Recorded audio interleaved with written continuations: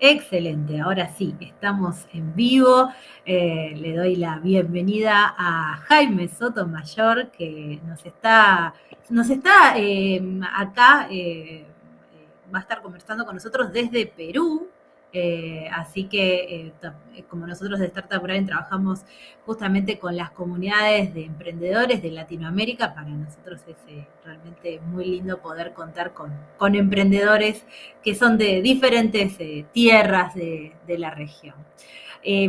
Así que aprovecho para darles la bienvenida, ahora sí, oficialmente, a este Fireside Chat de innovación y capital de riesgo en LATAM, en Startup Prime Buenos Aires. Y para los que por primera vez se conectan a nuestros eventos, les cuento que Startup Prime es la comunidad independiente de startups, fundadores, innovadores y creadores más grande del mundo. Nació en Silicon Valley, hoy alcanza más de 3 millones de personas en más de 600 ciudades de 125 países. ¿Y cómo es que hemos crecido? Porque nuestros pilares son hacer amigos antes que contactos, en dar primero sin esperar recibir nada a cambio y ayudar a los demás como premisa primaria. Como siempre, la invitación es a registrarse en el chapter, a seguirnos en las redes sociales para estar atentos a las novedades. Y además vamos a compartirle algunos de los beneficios que tenemos para quienes están presenciando esta charla. El primero viene de la mano de nuestro partner HubSpot, que está brindando la oportunidad de invertir en hasta $1 millón en tu startup. El primer paso es aplicar al programa de HubSpot for Startups para desbloquear estos valiosos recursos para levantar capital y llevar tu startup al siguiente nivel. Así que voy a dejar por aquí el beneficio que nos brinda nuestro aliado HubSpot. Bien, por otro lado, también contarles que además tenemos a nuestro partner Awesome, que va a brindar 5 mentorías gratuitas para startups de 1 hora en crecimiento de producto, es decir, growth. Así que para reclamar el beneficio de la mentoría gratuita de growth de Awesome, que es una consultora que trabaja justamente en desarrollo del producto, en modelo de negocio, pueden hacerlo aquí, que también lo voy a dejar en el chat. Y el último de los anuncios que tenemos, nuestro partner Manatech acaba de lanzar la convocatoria del nuevo Miami Immersion Program y está seleccionando una cohorte de 16 startups para participar de este programa de aceleración con foco en Miami. Así que si están interesados en poder desembarcar en Miami, este es un programa muy interesante para que puedan aplicar, así que también les dejo por ahí el link en el chat. Ahora sí, es un placer para mí presentar a nuestro invitado de lujo, Jaime Sotomayor, Managing Partner de Workit, un fondo de capital de riesgo que invierte en startups B2B SaaS en etapas tempranas en América Latina. Además, es el director ejecutivo de Shift, que es una comunidad de empresas que buscan mejorar dramáticamente las condiciones para la innovación desde Perú hacia el mundo. Y como vemos por ahí, por el fondo, es además el anfitrión del podcast Innovación sin Barreras, donde entrevista a emprendedores, inversores, innovadores para explorar el futuro de la tecnología. Asimismo, es escritor del blog Darwin Digital en Semana Económica, donde comparte su visión sobre las tendencias y desafíos del mundo digital y tiene una trayectoria realmente impresionante que incluye ser Country Manager en Guaira, Perú, el hub de innovación abierta de Telefónica, y haber estudiado en prestigiosas instituciones como Singularity University, Columbia University, y además fue reconocido por el MIT Technology Review en 2015 como uno de los 5 innovadores peruanos menores de 35 años, así que realmente una trayectoria impresionante, impactante, así que para nosotros realmente es un gusto que te hayas dado el tiempo de subirte a nuestro escenario virtual en esta oportunidad. También tuvimos la posibilidad de conocernos en Argentina en la Innovation Tech Week que organizamos con Startup Grind, así que yo muy feliz de poder conversar contigo, Jaime. Muy bienvenido. Muchas gracias, Solange, por la oportunidad y por las palabras. Gracias por eso y encantado de estar acá, poder compartir esa experiencia que he ido acumulando en el tiempo. He tenido la oportunidad de estar en el lado emprendedor, he estado en un periodo también en el mundo corporativo, pero también ahora en el lado de Venture Capital. Entonces creo que tengo este mix.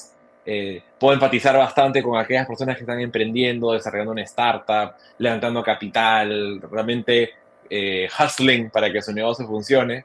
Como la misma es también un poquito el ojo crítico de si es que esto es algo que es una startup que es financiable por un VC o si es que debería de ir por un camino quizás más orgánico o lifestyle, ¿no? Entonces, encantado de poder aportar desde estos diferentes sombreros que llevo en simultáneo.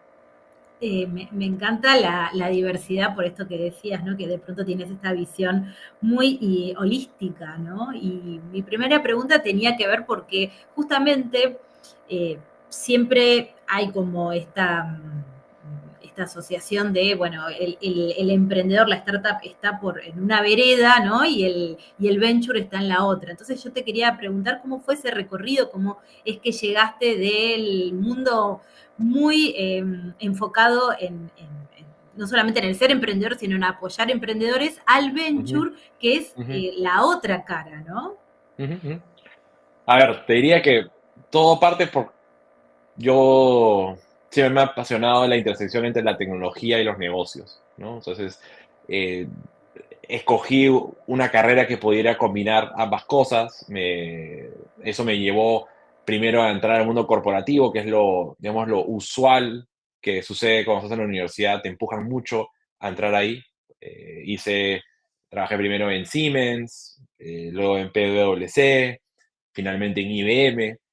Nunca contento con el mundo corporativo, siempre pensando, tengo que ir y hacer algo que realmente pueda transformar algo, impactar de una manera, y decido hacer emprendimientos desde que salí de la universidad.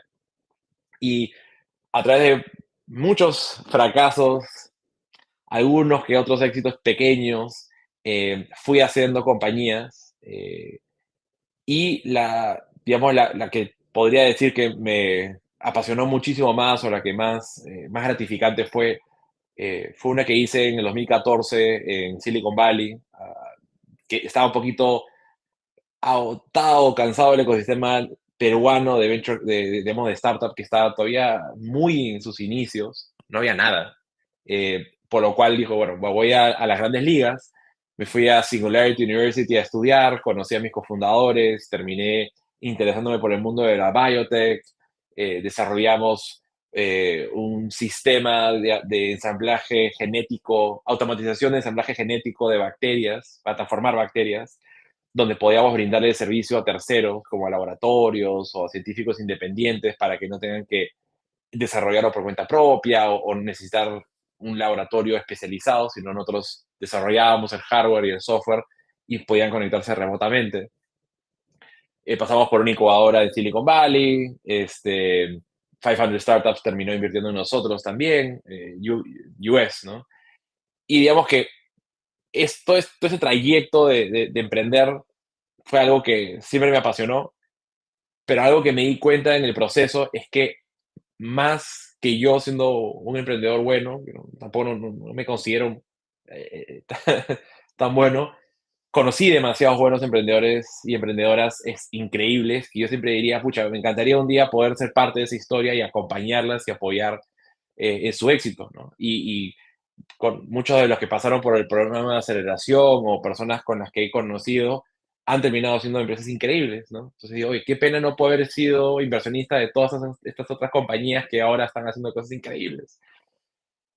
Y, digamos, después de todo este proceso de buscar emprender, termino regresando a Perú con un montón de know-how que yo no sabía que era de mucho valor para el ecosistema peruano, pero felizmente el ecosistema peruano sí me lo reconoció y me invitaron a armar una incubadora para una universidad acá en Perú. Y ahí entonces armo el programa, todo el tema de mentorías, acompañamiento, logramos que el Estado financie la operación y aparece Guaira como que ve y dice, "Oye, mira, nos gusta mucho tu perfil, queremos que entres a ser portafolio manager. Y yo estaba medio como que, pucha, regresar al mundo corporativo, pues porque Guaira es de Telefónica. Y yo, no, no, no, tranquilo, esto no es mundo corp, este es mundo venture capital, qué sé yo.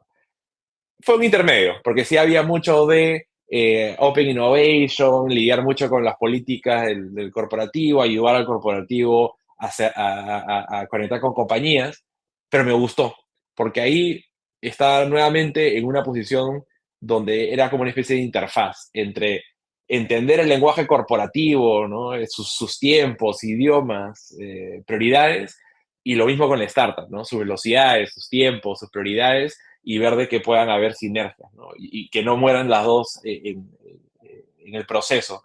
Entonces, ahí es donde comenzó este camino de invertir en compañías, ayudarlas a generar valor. Eh, Después que salí de Guaira, dije, bueno, no me quiero desconectar de este mundo y es por eso que inicio el podcast. Hoy ya son 190 episodios que han sido publicados, todo con la finalidad de poder contribuir al ecosistema, pero también un mecanismo de poder generar conexiones. He podido entrevistar a cientos de fundadores, conocer un montón de inversionistas, expertos y, y crear una red que ahora yo se la puedo poner a disposición al portafolio de compañías. Entonces, desde abril del presente año, hemos lanzado el fondo de Worth It, algo que venía armando ya casi un año antes en búsqueda del financiamiento para poder hacerlo. Hemos hecho ya 2 inversiones en startups de América Latina y un poquito, y ahí para entrar digamos, a la tesis y poder sacar eso de encima, ¿no? Lo que nosotros buscamos es entrar temprano para ser un aliado en el negocio, eh, para poder conectarlo con compañías que puedan servir como una especie de validación para poder rápidamente encontrar el product market fit, o si es que ya están mucho más encaminados para que sea una manera de acelerar el ritmo de ventas y poder llegar mucho más rápido a los hitos necesarios para poder levantar una serie seed, ¿no? La siguiente a la que nosotros estamos invirtiendo. Entonces, queremos ser ese aliado donde les podemos generar conexiones de valor. Como mencionaba, yo estoy basado en Perú y claro, la gran mayoría de mis conexiones empresas están acá, lo cual es algo que pongo a disposición, ¿no? Otra de las cosas que yo hago, soy director ejecutivo de Shift, que es una asociación de innovación, ¿no? Entonces, al tener este pie en el mundo corporativo y conocer estos líderes de innovación, CEOs de grandes compañías, y a la misma vez tener este pie en el mundo, este ecosistema de startup de innovación, soy un puente que busca facilitar estas conexiones, ¿no? Entonces, eso un poquito es lo que me ha venido trayendo. Entonces, como te decía, sí, holístico, ¿no? Porque por un lado, ¿no? Hoy día vengo de un evento de estar con full corporativos y ahora toda esta tarde he tenido reuniones con puras startups. Entonces, ¿cómo hago para conectar a ambos? Eso es ahí un poquito el valor. Ah, increíble, increíble. Entonces recordamos ahí el podcast que se llama Innovación sin Barreras, así que pueden escuchar estos 190 episodios, ¿no? Así es. Increíble, increíble. Y conocer todos los casos de emprendedores que hay en la región que son impactantes. También pensaba en esto que decías que no sé cómo lo ves, pero tal vez uno cuando sale de un ecosistema como el corporativo, uno sale con cierta expectativa de decir vamos a cortar con esto para arrancar con el mundo de las startups y es otra la energía, es otro, eh, eh, yo diría como la actitud que tiene Mm. uno con respecto a la otra, pero sin embargo me parece interesante esto que dices de conciliar ambas, porque en definitiva las startups, digo, hay un gran porcentaje que trabaja con otras empresas corporativas y son sus clientes, ¿no? Entonces, Ujú. tener ese entendimiento de cómo opera una corporación es también empezar a entender cómo es ese cliente y cómo le puedo yo llegar, cómo le puedo vender, ¿no? Sí, o sea, te diría que es súper útil tener a alguien que te pueda acompañar en ese proceso de entender o conectar bien con el corporativo, porque no necesariamente el corporativo va a ser el primer cliente que deberías de tener. De hecho, nosotros en Telefónica, o sea, en Guaira, creo que mi jefe no le decía de broma, súper en serio, decía, nosotros probablemente somos los primeros peores clientes, pero seremos los mejores 10, ¿no? Entonces, una cosa por el estilo, tratando de acordarme bien, porque claro, desarrollar un producto y tratar de venderle directamente a un Telefónica, una gran empresa que tiene mucha burocracia, muchos procesos, muchos estándares, muchas cosas que yo entiendo por qué las tienen, obviamente, es muy difícil desde el día uno. Entonces, lo más probable o lo más conveniente es quizás arrancar en un mid-market con empresas que tienen menos requisitos en funcionalidades y que rápidamente puedes vender, empezar a trabajar con ellas, donde puedes guiar directamente con el CEO de la compañía o el dueño de la compañía. Entonces es un ciclo de venta mucho más corto, menos trabajoso, menos burocrático, pero eso no quita de que ya desde ese entonces deberías de ir generando ese relacionamiento con el mundo de enterprise, si es que obviamente a eso aspiras a largo plazo, porque también tienes que ir generando esas conexiones para dos motivos, ¿no? Uno, entender las funcionalidades que necesitan hoy y probablemente más adelante para saber cuándo es que ya llegas a cumplir las expectativas mínimas para este enterprise, pero también porque este negocio es muy de relacionamiento. O sea, el hecho que te vayan a terminar comprando es porque han ido generando la confianza de ver cómo ha sido desarrollando la solución, si el día de mañana esta corporación más bien quiere comprarte, no para usuarios, sino para comprarse la empresa, no es que el día de mañana viene tal empresa y dice, ah, ¿sabes qué? Me voy a comprar la startup que está ahí. No, ya ha ido generando una relación, no de meses, probablemente de años, hasta que toma una decisión como esa. Entonces, es importante ir generando relacionamiento con corporativos, ya sea que el VP de la empresa, el gerente o quien sea un mentor, aliado, advisor, lo que sea, en paralelo que estás obviamente generando ventas en un mercado mid-market. Sé que podría a veces sonar que te está desenfocando, pero yo creo que son cosas que hay que ir trabajando en paralelo porque eventualmente necesitas aspirar al enterprise donde ahí está the big money. Claro, y aparte que generalmente, si bien se tarda, estos ciclos de ventas tardan mucho, también el cliente tarda, por decirlo así, en soltar a la startup, ¿no? Por lo general son contratos o anuales o Sí. trianuales, ¿no? Entonces es un ticket más grande con la posibilidad de tener una continuidad mayor. Pero desde el lado negativo, esto que decías de la O burocracia, sea, ¿no? son ciclos más largos el tener un enterprise, pero digamos un poquito en base a lo que he podido ver de startups que nosotros a través de Guaira financiamos, que tienen ese tipo de perfil, el churn es mucho más bajo, es decir, las posibilidades que se te vaya un cliente enterprise es mucho menor porque, claro, ya estás integrado bastante sólido con esa compañía. El hecho que haya durado bastante tiempo es porque han visto de que realmente tú cumplas con todas las especificaciones que ellos realmente necesitaban y ahora ya es como que trabajan de la mano, y eso es mucho más fácil de mantener esa relación a quizás una empresa más pequeña donde su comportamiento casi se podría parecer a la de una persona, o sea, una pyme, por ejemplo, el día de mañana simplemente dice, ¿sabes qué? Ya no nos está yendo igual que esto, vamos a bajar acá, nos vamos a pasar a otra herramienta. Entonces, son diferentes tipos de perfiles de cliente, pero, digamos, tienes que saber por cuál arrancar y cuál tener que ir cultivando la relación. Una cosa que me llamó mucho la atención de lo que mencionabas al inicio es que como emprendedor peruano, emprendedor de la región, eh, terminaste, digamos, tu siguiente paso fue Silicon Valley.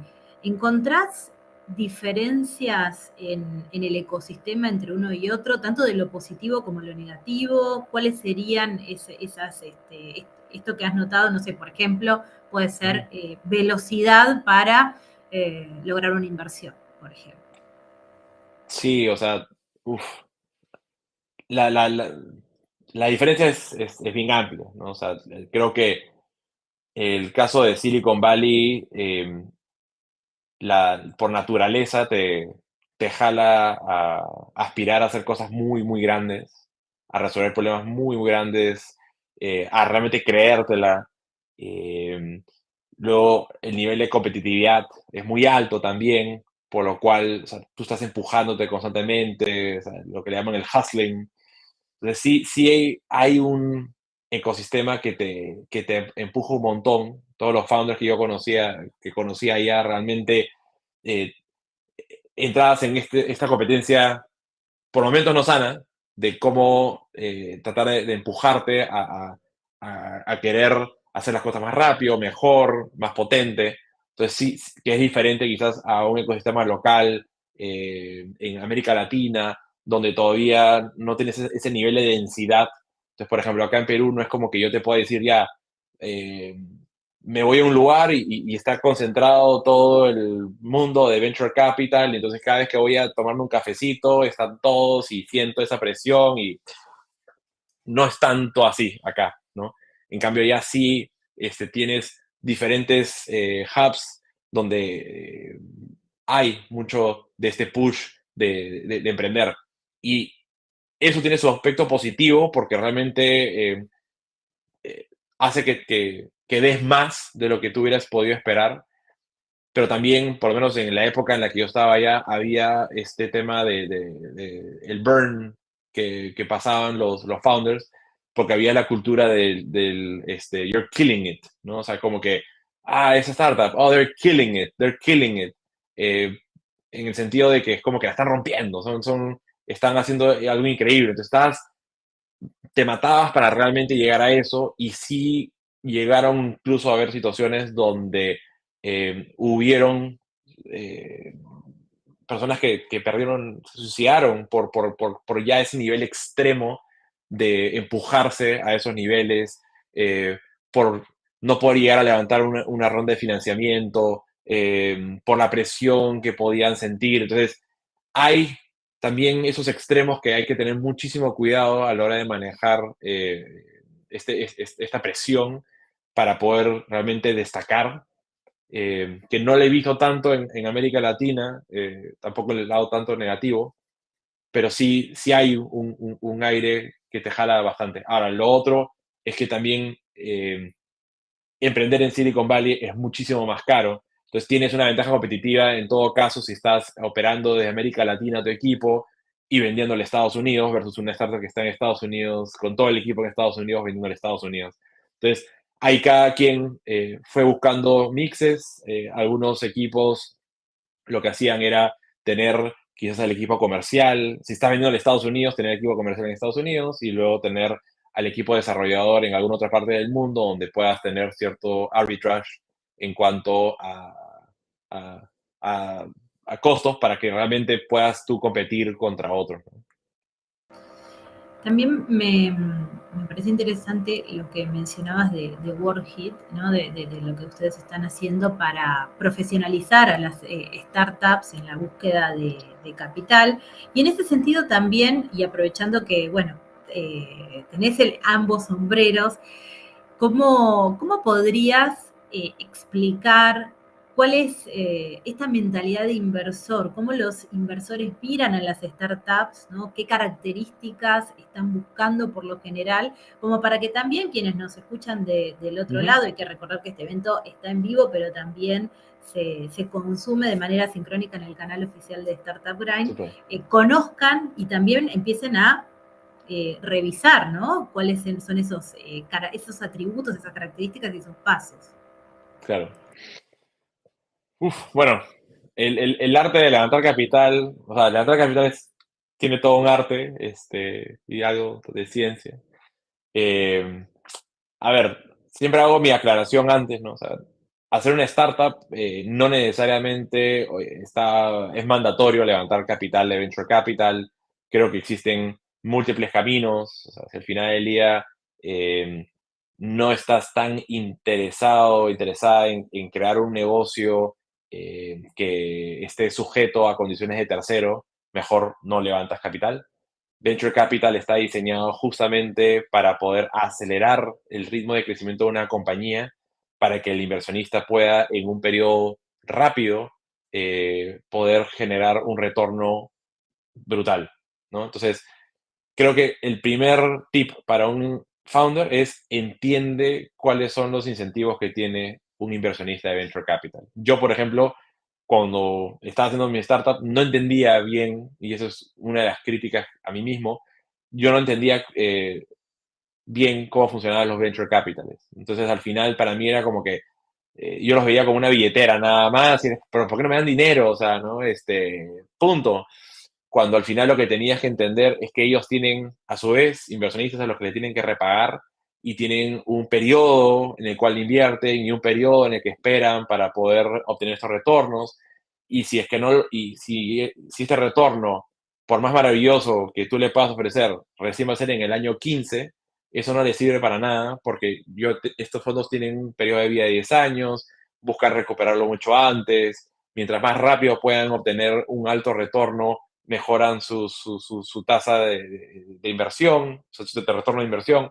Entonces, entender cuáles son las cosas que van a hacer feliz a ese fondo, van a aumentar las probabilidades de que te terminen invirtiendo. Entonces, por eso decía, si tú estás yendo por un camino más orgánico, donde quieres que sea tu ritmo, donde no quieres que no tengas ningún inversionista que te vaya a decir nada, anda por ese camino solo, ¿no? Podrás incluso hasta conseguir grants de entidades que no te van a pedir absolutamente nada a cambio. Hay quizás eh, empresas a las cuales puedas cobrarle anticipado y con eso te puedes financiar. En fin, hay varios caminos, ¿no? Deuda, entre otras. Pero si ya estás mentalizado que tú quieres hacer una empresa y que vaya sumamente rápido, ahí Venture Capital, ¿no? Capital de riesgo, es un aliado súper potente, ¿no? Y saber que mientras que sigas haciendo ese crecimiento sustancial eh, que esperan los VCs, va a seguir habiendo dinero de VCs. A veces lo que termina pasando es que no llegan a alcanzar ese nivel de crecimiento que se habían estipulado, y después dicen, ay, que estos VCs que ya no me quieren, que ya no me entienden. Es que, nuevamente, tienes que ponerte el sombrero de ellos y decir, ok, o sea, eres o no una compañía que me va a retornar el fondo, ¿no? Yo voy a invertir en 20 compañías, necesito que una me retorne todo y con múltiplos. Entonces, eso sería lo primero, entender bien cuáles son los incentivos que tiene un inversionista de venture capital, mucho antes de incluso ir a pedir el capital, porque si no, no sabes qué cosa venderle correctamente, ¿no? Entonces, creo que con eso partiría Solange.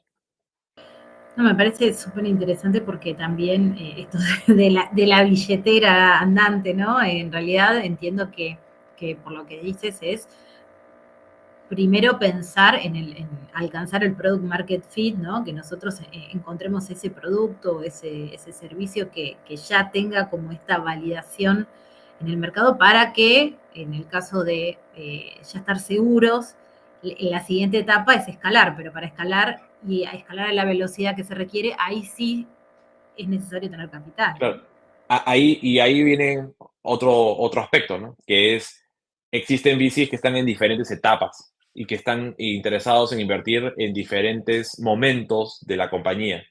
Entonces, un fondo late stage lo que quiere, va a tener una visión quizás mucho más numérica, va a estar evaluando tus últimos, no sé, pues 5 años de crecimiento y va a empezar a decir, ok, o sea, ha sido creciendo interanual 3X, 3X, 2X, y ver si es que esto es sostenible en el tiempo, si el tamaño del mercado es lo suficientemente grande como para poder justificar tu valorización. O sea, quizás ahí es mucho más numérico, mientras que los inversionistas en etapas mucho más tempranas van a estar enfocados en otros tipos de factores que hoy, con la poca información que tienen, van a tener que tomar una decisión.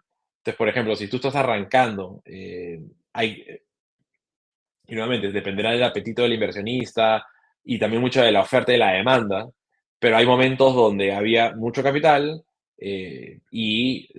mucha pelea entre los inversionistas, por lo cual podías terminar invirtiendo en una compañía que todavía no tenía nada de ventas. Era toda una buena idea con buenos fundadores que venían probablemente de una consultora o vienen de haber trabajado en una startup en el pasado, o era su segundo o tercer emprendimiento. Pues hoy es menos probable encontrar situaciones como esas, pero no digo que es imposible. Pero lo que sí se está volviendo un poquito más una norma es que esta etapa inicial de de-risking, ¿no? De reducir el riesgo, es que los propios fundadores lancen la compañía y traten de conseguir bajo sus propios recursos el famoso product market fit, ¿no? Esta validación del mercado para saber que realmente el mercado lo necesita. Y cuando ya consideras que has llegado a eso o estás encaminado a eso, se te vuelve mucho más fácil levantar capital. Entonces, no significa de que tienes que tener muchísimo en ventas, no significa que tengas que ya estar break-even, ¿no? Pero sí que tengas una visión, un camino hacia cómo puedo llegar a hacer break-even o cómo puedo llegar a eh, triplicar mis ventas año tras año, consecutivamente. Eso es lo que uno quiere ver lo más temprano posible, ¿no? Y obviamente también eso es posible siempre y cuando tengas al equipo ideal para hacerlo. Entonces, recapitulando, mientras más temprano está un inversionista evaluando una compañía, por ejemplo, en mi caso, Pre-Seed, me voy a fijar muchísimo más en el equipo fundador, en lo que ya han podido crear en el tiempo que han lanzado y que eso me sirva un poquito como predictor de su capacidad de ejecución.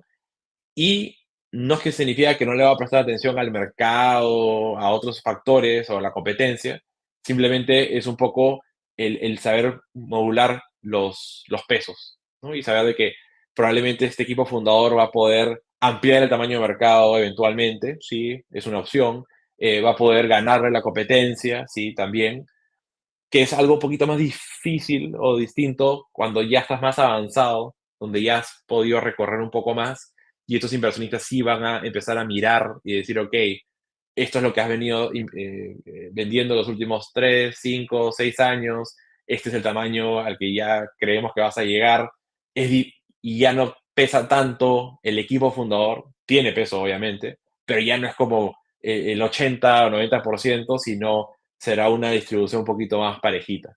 Entonces, dependiendo de dónde estás, saber dónde van a estar mirando mucho más atento el inversionista al startup. Y no quita de que el inversionista, o sea, como inversionista vas a querer verlo todo, pero al final del día vas a priorizar ciertas cosas más que otras.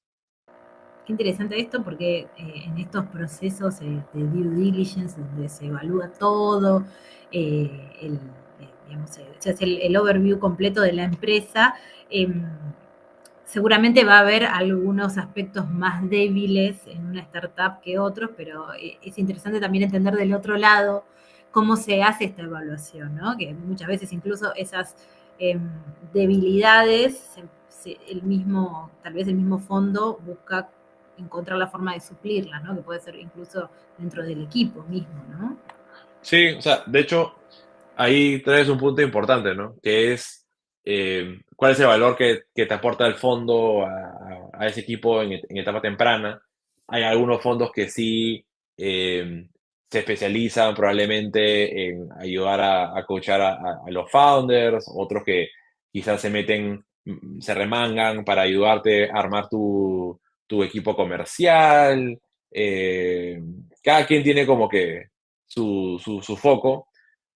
En mi caso, yo soy más de la idea de invertir en founders que ya saben lo que están haciendo, ¿no? O sea, suena un poquito lógico, pero al final del día, el yo poder invertir en 15, 20 compañías y poder dedicarle ese seguimiento tan día a día a cada uno, de acompañamiento, casi como que nivel co-founder, no me parece saludable.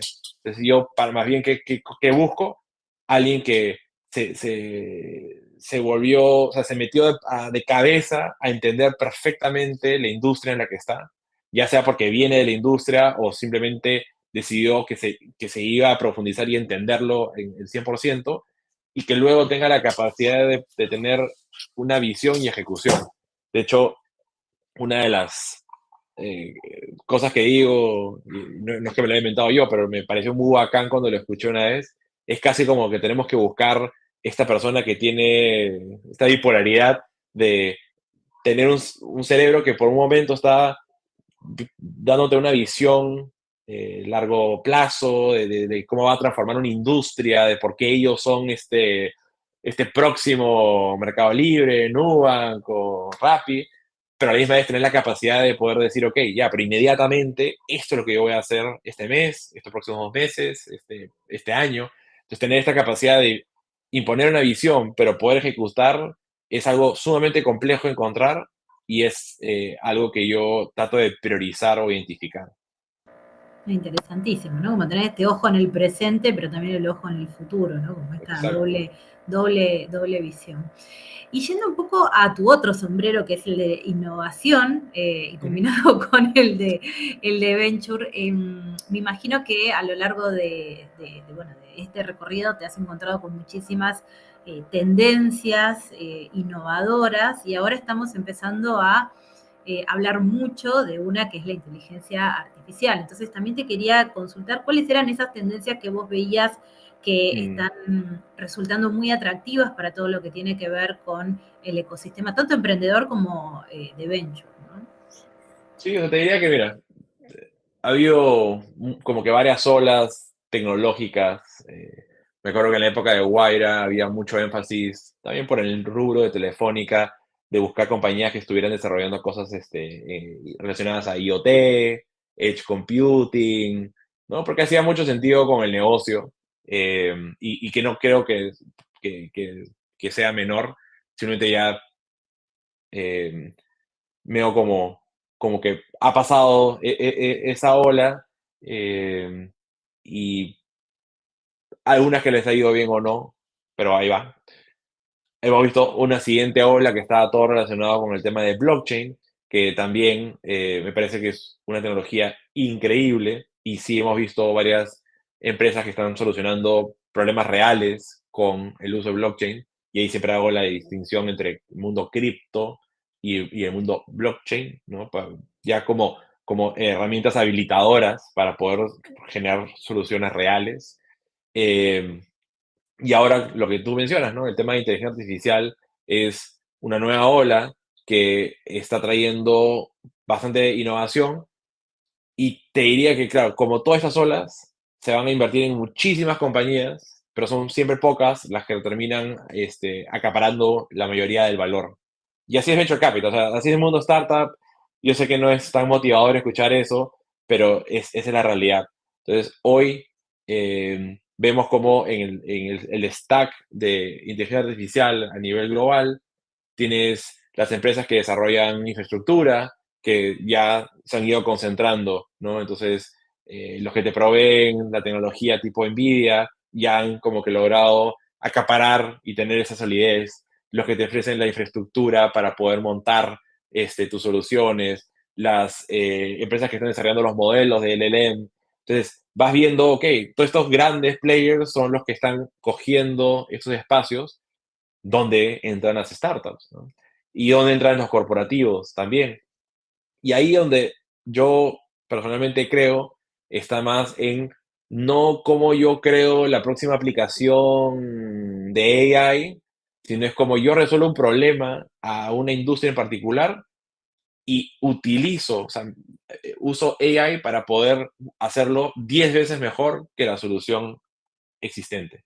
Entonces, si es que yo estoy desarrollando una solución que va a ayudar a la industria agro y existe ya una solución tradicional, ok, ¿cómo yo puedo incorporar estas tecnologías emergentes como AI para hacer lo que este software actualmente hace, pero 10 veces mejor? ¿O cómo potencio para que mi cliente con una sola persona pueda hacer 10 veces más de lo que podía hacer antes? Entonces, para mí está en ese sentido, no tanto, oye, te voy a vender una solución de AI, sino es como te voy a vender una solución que resuelve un problema y la manera como nosotros somos más competitivos que la competencia es porque hemos sabido cómo utilizar AI. Y no solamente está ahí, sino que mientras va avanzando la tecnología, en vez de que la competencia, o sea, un ChatGPT, Cloud, Grok o cualquiera de los que salgan, los modelos, me terminen por reemplazar, sino es al contrario, mientras más se va desarrollando la tecnología, mi solución se va volviendo exponencialmente mejor. Entonces, ¿qué es lo que hemos visto? Hay muchos startups que dijeron, ya, apareció ChatGPT, entonces yo voy a hacer una funcionalidad que haga X. ChatGPT lo terminó implementando. Pero es que era como que casi como que normal, era parte de su crecimiento orgánico, pero difícilmente ChatGPT va a entrar a desarrollar un software B2B SaaS verticalizado, ¿no? Entonces ahí es donde yo veo ese espacio. Oye, yo soy una B2B SaaS que está verticalizando en un nicho muy específico y voy a utilizar toda esta tecnología AI que se ha ido creando para potenciar ese espacio en particular. Totalmente, totalmente. Aprovecho también a la audiencia si quieren dejar sus preguntas, lo pueden hacer, hay un módulo ahí de Q&A. Y traigo esto que decías, de hecho estaba pensando, yo como emprendedora trabajo con las dos tecnologías, con blockchain y con AI, y previo a esto, con todo lo que era transformación digital y la sensación, que no sé si es la sensación que también por ahí compartes en base a lo que has visto de emprendimientos, eh, es que de hecho estas olas también traen lo que es la transformación digital y empiezan a subir a empresas que no estaban para nada digitalizadas. O sea, es increíble, ¿no? Porque pasaron de el papel, ¿no? O a las más avanzadas, el Excel, de pronto directamente a o blockchain o inteligencia artificial con problemas reales, ¿no? Ujú. Esto me parece Ah, súper o interesante. sea, te diría que justo una de las cosas interesantes que pasa en países como los nuestros es que a diferencia de Estados Unidos o Europa, los saltos de adopción tecnológica son, o sea, como que son literalmente saltos, no es como escalonados, o sea, pasamos de una tecnología a otra o una progresión, sino saltamos de algo recontra legacy a pum, de frente a algo más moderno. Entonces, yo, por ejemplo, mirando cómo están las compañías de Shift y otras corporaciones en América Latina, han pasado de hacer todo en Excel a de un día para otro, con la aparición de no code y AI, a generar eficiencias brutales por el uso de tecnologías que ya tenían a disposición. O sea, todos tienen Microsoft, tienen Google tiene una serie de suites, pero faltaba como que ese know-how interno para poder convertir o poder hacer ese salto de las hojas de cálculo a empezar a crear aplicaciones propias o empezar a adoptar tecnología de terceros eh, en vez digamos, del clásico de haber ido progresivamente adoptando ciertas tecnologías. Acá como que ya rápidamente hemos pasado de Excel a ¡pum!, herramienta basada en no code y AI.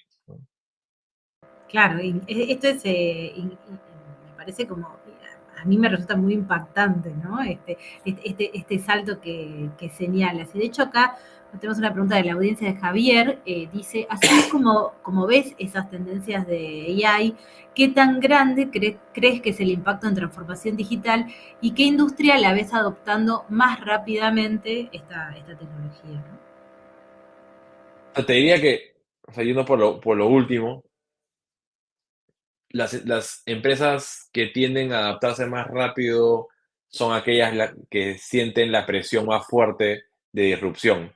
Entonces, por ejemplo, veo voy a hacer un énfasis mucho más puntual acá en Perú, ¿no? Veo como una, una empresa, digamos, la banca, ¿no? Como la banca ha tenido que rápidamente montar laboratorios de innovación, traer un montón de gente calificada, contratar a consultoras, pagar millonadas para poder tener todos estos equipos de developers, para empezar a transformar su negocio. O sea, yo siempre digo que la transformación digital es casi como que catching up con los best players en el mundo, ¿no? Innovación ya es ir más allá.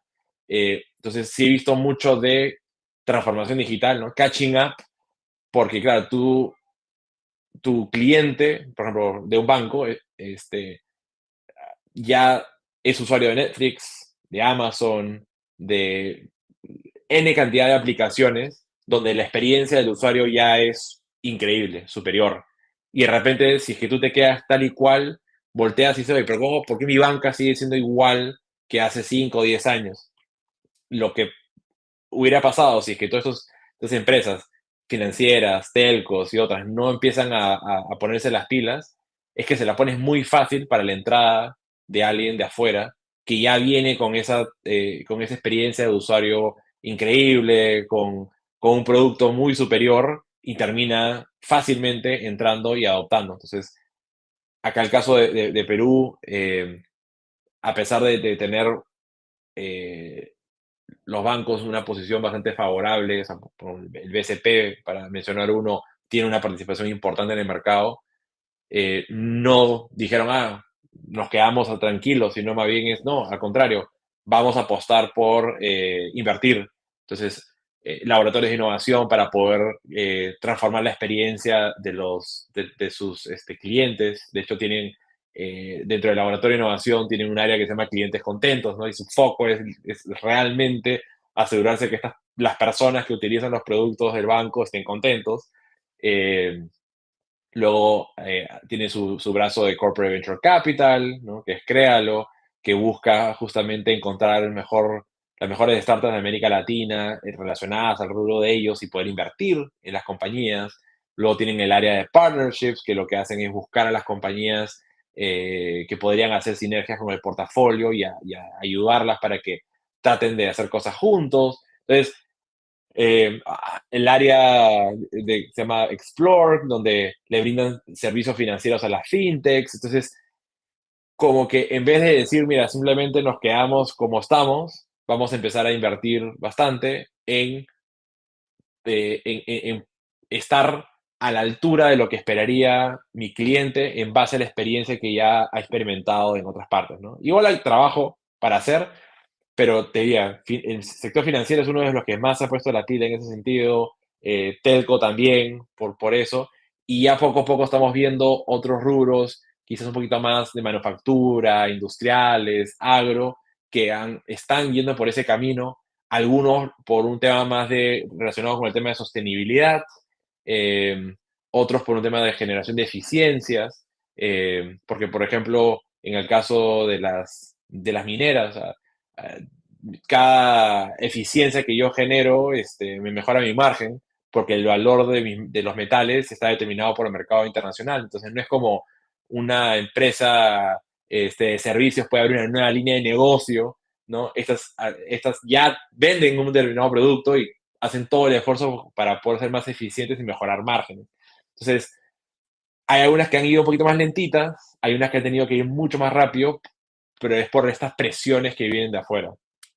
No, me parece interesantísimo y también esto, echarle un ojo para nosotros como emprendedores, ver dónde nos podemos, ¿no? ¿Qué podemos ofrecer que, y me quedo con lo que dijiste antes, no se convierta en un feature, en una funcionalidad más de un grande, sino que sea realmente una propuesta de valor que tenga un diferencial, ¿no?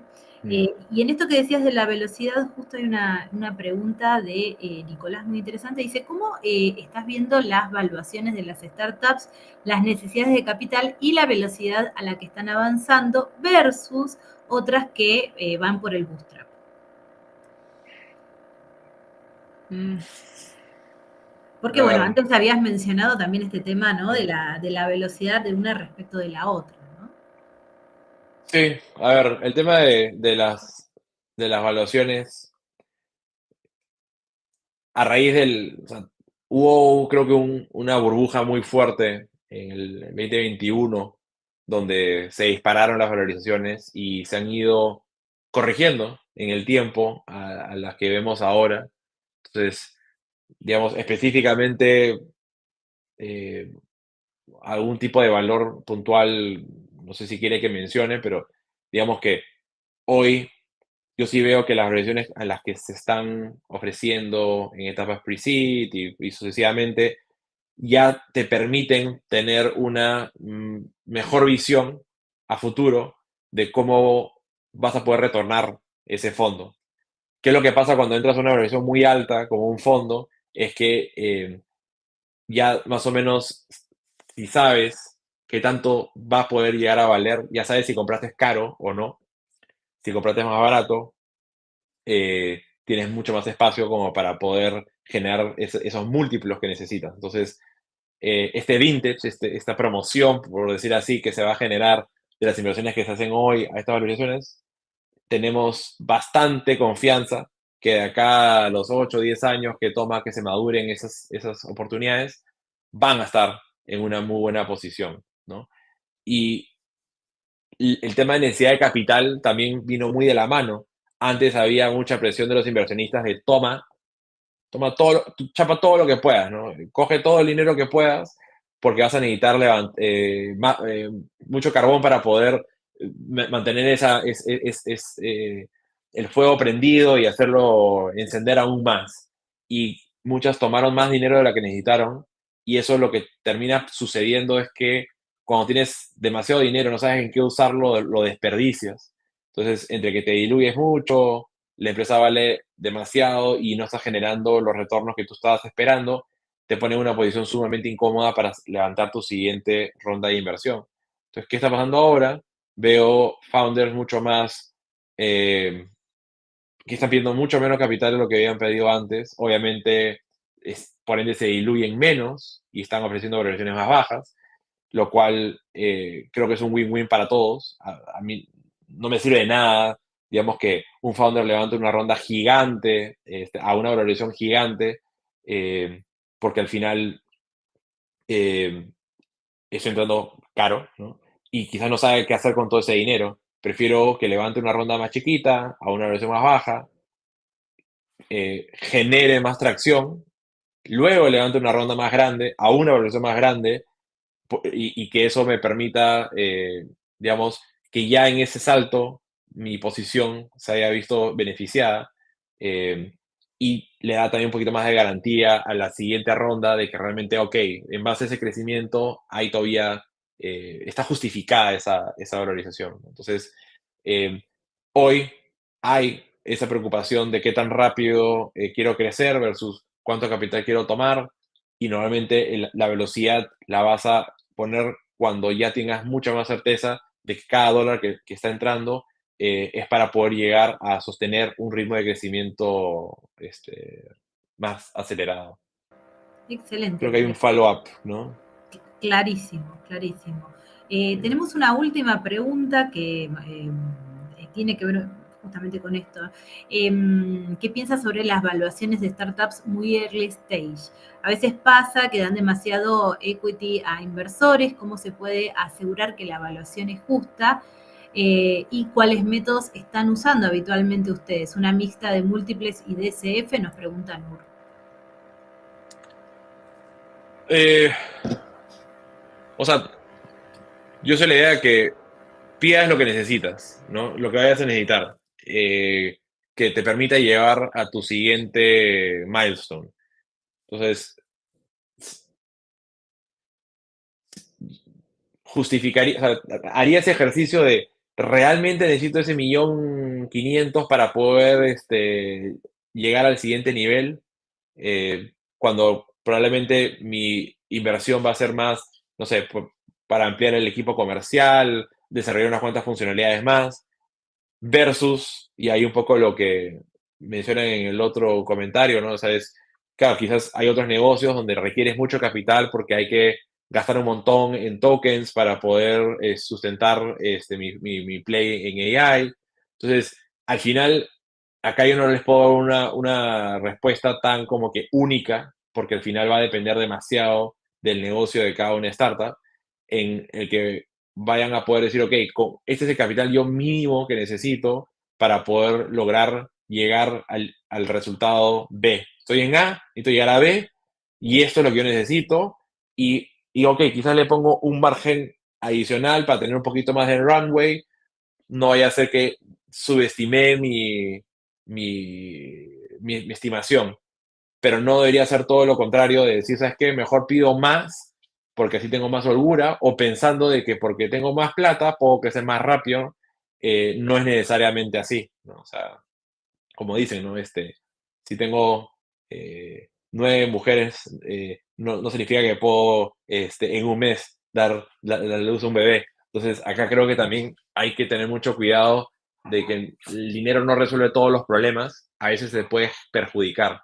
Y en cuanto a la valorización, eh, ahí yo te diría que están muy relacionados a lo que están otros en el mercado, digamos, ofreciendo, y tiende a ser lo que tú estás necesitando de capital, una regla de tres simple en base al capital, al porcentaje que estás dispuesto a ceder de la compañía, ¿no? Y ahí es un poquito donde sale la valorización. Y al final el inversionista va a mirar y va a decir, ok, esta valorización para la etapa que estoy, para la cantidad de plata que estoy poniendo, para lo que yo creo que va a llegar a valer esta compañía, si me hace sentido el múltiplo o no. Y ahí siempre está la oferta y la demanda. Claro, claro, excelente, excelente. Por ahí Nicolás decía también, como founder buscamos encontrar el equilibrio entre no sobrefinanciar la empresa, pero además no perder esta oportunidad que trajo la ola de inteligencia artificial que mencionaste, claro, claramente. Así es. Claramente. Bien, bueno, excelente. Jaime, llegamos ya casi al final de nuestro encuentro. Es increíble cómo se pasa el tiempo. Yo quería Sí. preguntarte cuáles son los planes que tenés a futuro en los proyectos, si querés contarnos, compartirnos algo de lo que se viene, tanto en tu podcast como en Workit, como en sí, lo que vos quieras compartirnos. Claro, claro. A ver, bueno, en el caso del podcast, ya esta semana sale el 191, ya de ahí nos faltarían 9 más nomás para llegar a los 200. No tengo todavía tan claro qué voy a hacer para el episodio 200, pero espero que sea algo interesante. Creo que Pero tiene igual que ser en vivo. podría ser, ¿no? Podría ser. Evento en vivo. De paso voy a aprovechar, no sé si vas a la Innovation Tech Week en Ecuador la próxima semana. Ahí también podría darse. Guille me ha estado persiguiendo y le he dicho que este año desafortunadamente no por compromisos, pero pero el próximo año encantado de poder hacerlo.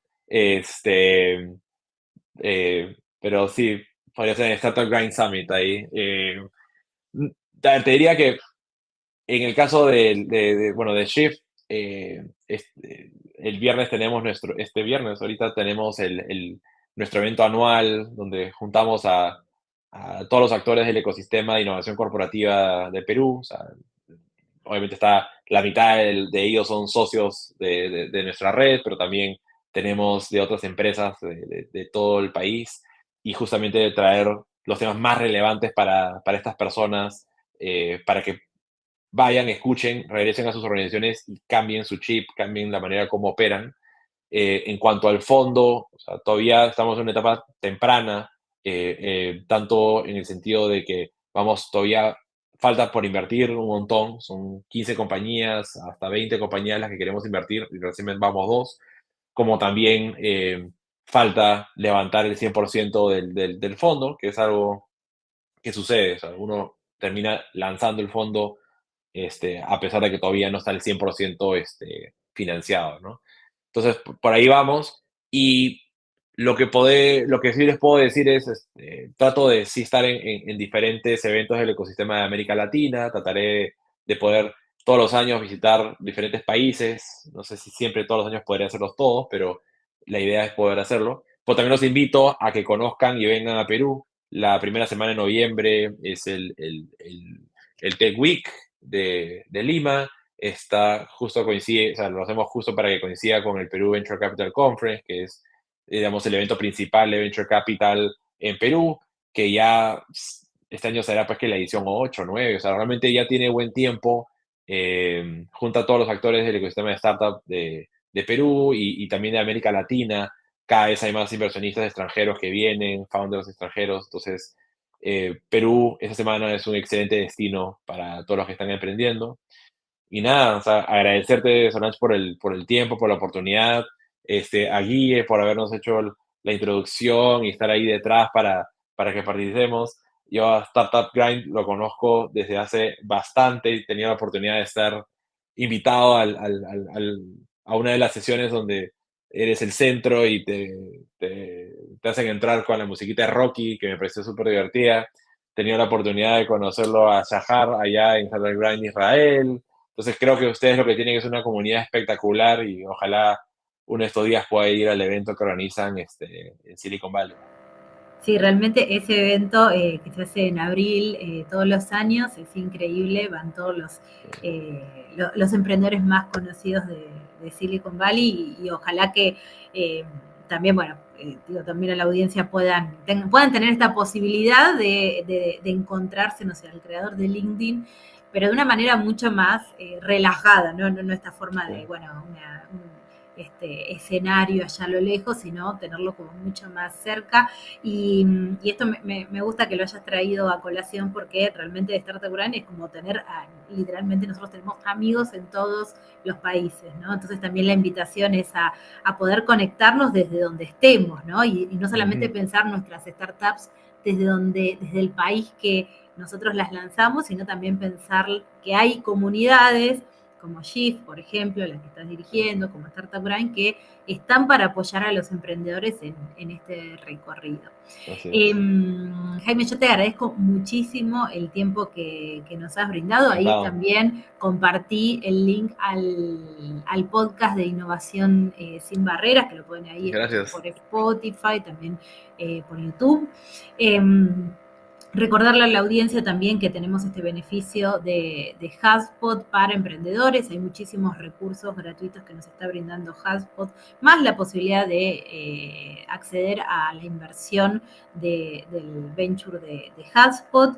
Una serie de mentorías gratuitas de Awesome, que también dejé por ahí el link para que ustedes puedan solicitarla. Y el Miami Immersion Program de Manatech, que también está el link por ahí para que ya puedan inscribirse y tener esta experiencia. Jaime, te agradezco nuevamente, muchísimas gracias a la audiencia y bueno, y están más que invitados próxima semana Innovation Tech Week en Ecuador y tenemos también en Perú la versión también de la Innovation Tech Week, que también un ecosistema fantástico que he tenido la oportunidad de visitar, espero pronto volver a esa tierra hermosa. Excelente. Ex- Gracias. Excelente. Muchas gracias a ti, muchas gracias a la audiencia. Tengan linda noche.